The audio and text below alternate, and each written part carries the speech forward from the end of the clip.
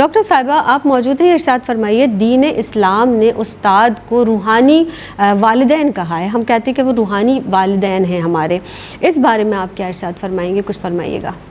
شکریہ زینب۔ دیکھیں انسان اپنی شخصیت پر ہی غور کریں تو وہ دو چیزوں کا مجموعہ ہے، ایک اس کا جسم ہے اور ایک اس کی روح ہے۔ آپ دونوں کو جدا نہیں کر سکتے، اگر روح نکل جائے تو جسم لاش بن جاتا ہے، پھر انسان نہیں رہتا، اور اگر خالی روح ہے تب بھی وہ انسان نہیں ہے۔ گویا دونوں چیزوں کی ایک بڑی سخت اہمیت ہے۔ اب والدین تو اس کی پرورش کرتے ہیں، گویا ایک طرح سے اس کی جسم کی پرورش کرتے ہیں، گو کہ میں یہ سمجھتی ہوں کہ ماں بھی تربیت کرتی ہے، والدین کی بھی ذمہ داری ہے تربیت کرنا، اس میں ماں کا، معلم کا اور میڈیا کا، تینوں چیزیں میم سے آ رہی ہیں، تینوں کی بڑی اہمیت ہے، اور تینوں نے مل کے رول ادا کرنا ہے بچے کی شخصیت کی تعمیر سازی میں۔ اب ہم روحانی والدین انہیں کیوں کہتے ہیں؟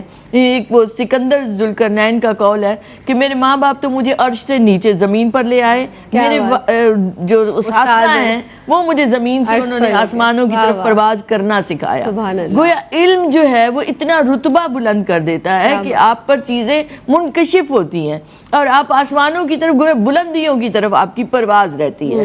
تو اب جو جسم کی پرورش جو خالی جو ہے وہ انسان نہیں بنائے گی جب تک آپ کی شخصیت کی اندر سے تعمیر نہیں ہوگی، تو روح کی تعمیر، روح کی ترقی، روح کو اتنا مضبوط بنا دینا کہ انسان گناہوں سے بچ سکے، انسان غلطیوں سے بچ سکے، اس کے اندر کی جو فکری ارتقاء ہے اسے ہم روحانی ارتقاء کہتے ہیں، کہ انسان کی شخصیت بن سکے۔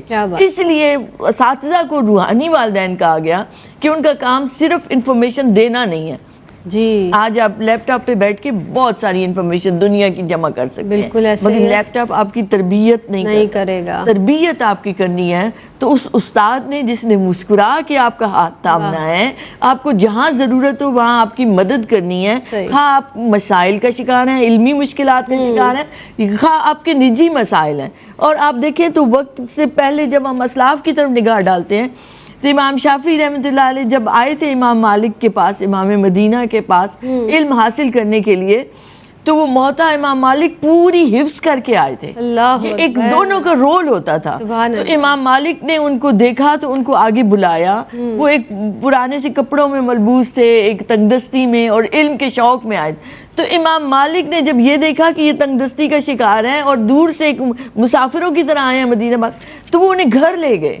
تو جتنا عرصہ وہ مدینہ پاک میں ان کے شاگرد رہے، انہوں نے گھر میں ان کو مہمان بنا کے رکھا۔ سبحان اللہ۔ تو ایک نجی اس کی جو تکلیفیں ہیں ان کا احساس کرے اگر استاد، اور بچے میں گٹس ہیں، اس میں ایک علم کی پیاس ہے، تو روحانی والدین کی طرح اس کا رول ہونا چاہیے استاد کا، کہ وہ کسی نہ کسی طرح اس کے مسائل کو حل کرنے میں اس کا ہاتھ تھامے اور اس کی ان پریشانیوں کو دور کریں۔ جب آپ صرف استاد پیسہ کمانے کی مشین بن جائے گا، یا آپ نے اس اتنے مقدس پیشے کو بالکل تجارت بنا دیا، استاد تاجر ہے اور طالب علم گاہک ہے، تو پھر تعلیم کا وہی حال ہوگا جو اس وقت معاشرے کا ہو رہا ہے۔ پھر ہم وہ تیار ہی نہیں کر پا رہے قوم کے معمار اور قوم کے مستقبل، تو تبھی تو تاریکیاں ہی تاریکیاں نظر آتی جا رہی ہیں۔ تو ان ظلمتوں کو، تاریکیوں کو، آلودگیوں کو، وہ جو اندر کی کثافتیں ہیں ان کو دھونے کا کام کرنا ہے استاد نے، اور استاد اگر فوکس ہوگا اپنے مقصد کی طرف تو وہ بچوں میں بھی